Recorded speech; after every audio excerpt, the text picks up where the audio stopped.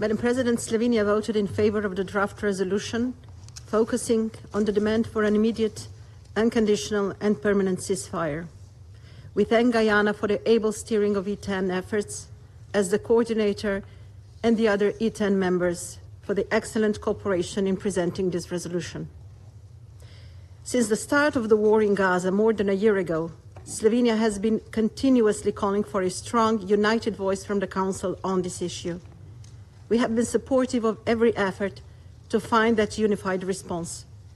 It is undisputable that this Council is a primary body entrusted with the maintenance of international peace and security.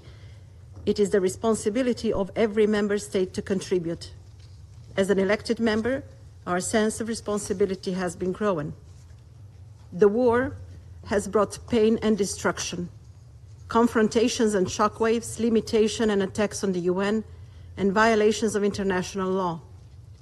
From the terrorist attack of Hamas on October 7th, the relentless attacks on civilians and limitation of humanitarian assistance in Gaza, including the siege of northern Gaza and unprecedented obstructions of UNRWA operations, this war represents everything the UN Charter stands against.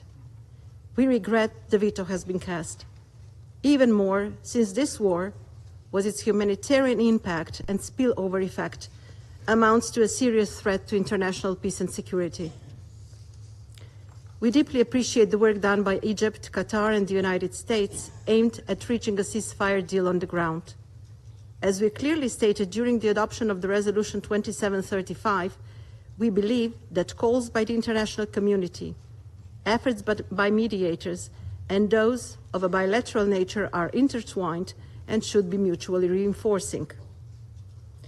Madam President, the suffering in Gaza must end. The suffering of people in Palestine, Israel, Lebanon, and in wider region must end. There must be an immediate, unconditional, and permanent ceasefire. Hostages must be released. Humanitarian aid must be scaled up.